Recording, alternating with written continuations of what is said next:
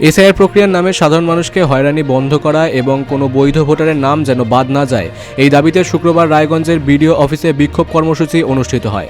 এদিন রায়গঞ্জ ব্লক ও শহরের সিপিআইএম নেতৃত্বদের উপস্থিতিতে এই কর্মসূচি পালিত হয়। বিক্ষোভ চলাকালীন সিপিআইএমের জেলা নেতা অভিযোগ করেন, এসআইআরের অজুহাতে গরিব ও প্রান্তিক মানুষকে ভয় দেখিয়ে ভোটার তালিকা থেকে নাম বাদ দেওয়ার চেষ্টা চলছে। ভোটারের নাম ভোটার তালিকা থেকে বাদ দেওয়া যাবে না। এই সমস্ত ভোটারদের যারা ভোট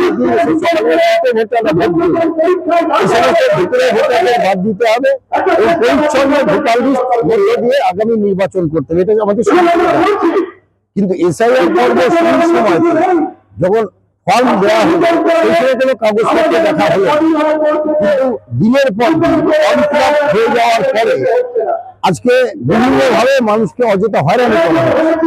হয়রানিটা এমন পর্যায়ে পেয়েছে যাদের 2002 নাম ছিল, ভোট দিয়েছে, সমস্ত লিঙ্কেজ থাকা সত্ত্বেও সামান্যত বানানোর অধিপতিদের কারণে তাদেরকে ডাকা হচ্ছে।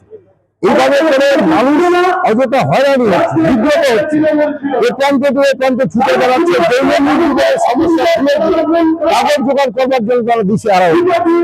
ফলে এখন তো আরো মারাত্মক ঘটনা যে আমরা এখন যেটা দেখছি, বিশেষ করে সংখ্যালঘু মুসলিম অংশের মানুষ যে সমস্ত বুথগুলোতে বসবাস করে, এমন আরো বুথে 300, 400, 500 জনকে ডাকা হয়েছে। ওরাও ঠিক হবে 6 জন সন্তান থাকলে তার নাম রাখতে হবে।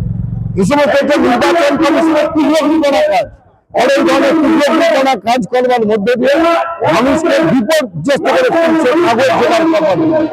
Bureau report, big news Bangla.